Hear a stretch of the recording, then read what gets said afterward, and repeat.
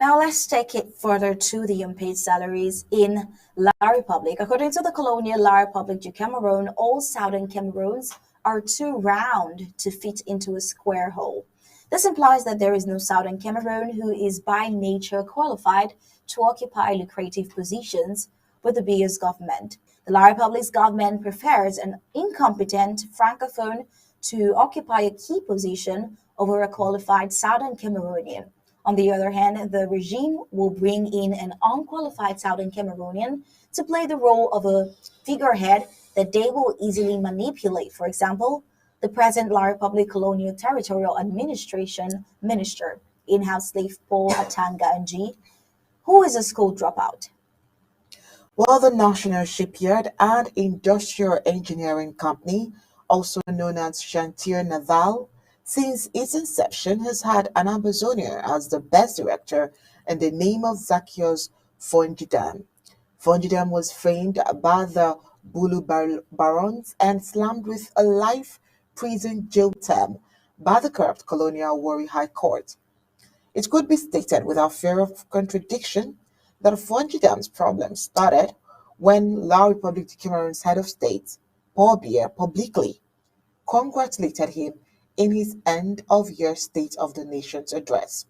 Immediately, the colonial La République du Cameroon head of state congratulated Fongidam for taking Chantier Naval from a limping structure to a good institution that attracted international acclaim and clientele. Many people who ignored Chantier Naval and Fongidam now turned their attention to their structure. Well, the problem was to evict Fondudam from Chantier Naval, thinking that their mere being appointed to run Chantier Naval was to put them on focus and attract the attention of the head of state. Those who had this envy did not know that the colonial La Republic's head of state congratulated Fordjadam because he was hardworking and was doing a great job at Chantier Naval. Fordjadam took Chantier Naval from scratch and made it an enviable structure. Chantier Naval is a state-owned public company that was created on February 5th, 1988. It is specialized in ship repair and construction, onshore, offshore petroleum works, and platform rehabilitation. However, the idea and vision for an eventual shipbuilding company in Cameroons were hatched in 1979 when some 10,000 tons of materials was shipped from Germany under the auspices of the then Office National des Poteries du Cameroun for the future dockyard. Now, Chantier Naval started commercial activities repairing ships in July 1988. The Cameroon's National Hydrocarbon Corporation (SNH) bought 86% of the shares of Chantier Naval after the withdrawal of the French partners. Fondidam, who had been with the project since 1984, was appointed Director General in 1996.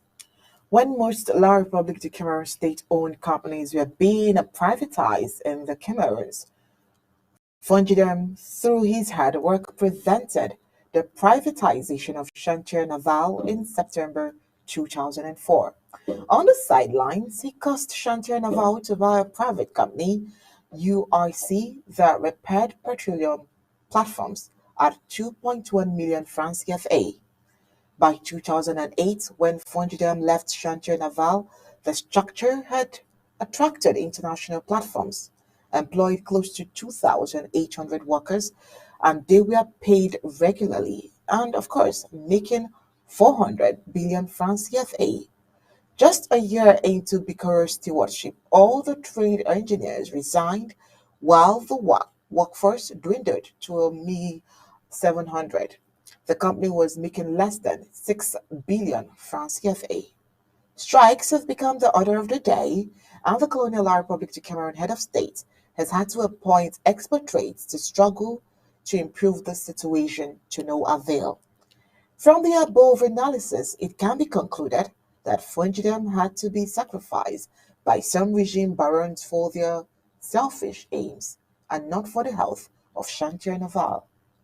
Well, ex-temporal workers of the National Shipyard and Industrial Engineering Company Chantier Naval stormed the premises of the in-house slave Prime Minister's office on Wednesday morning, yesterday, June 7, 2023, to mount pressure on the La Republic's government to pay dues owed to them.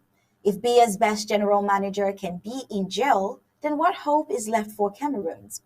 It is a fact that the said Mr. Forjadam made Shanti Naval what it is almost single-handedly. What could he have done in under a year after having been declared by the number one personality in the Cameroons as the best manager? Well, why has the La Republic de Cameroon head of state remained quiet in the face of the adversity that has befallen Fojidam? Is President Biya unaware of the blackmail against Fojidam? Can Biya not go out of his way to find the truth? He was conspired against just because he was an Amazonian. The Douala Central Prison at New Bell Quarter certainly has locked up the solution to the problems faced by Chantier Naval. The downfall of Fondidam is not only a great national tragedy for a man with such a supreme talent in management and engineering, but also a tremendous blow to Southern Cameroon's participation in Cameroon's developmental plans.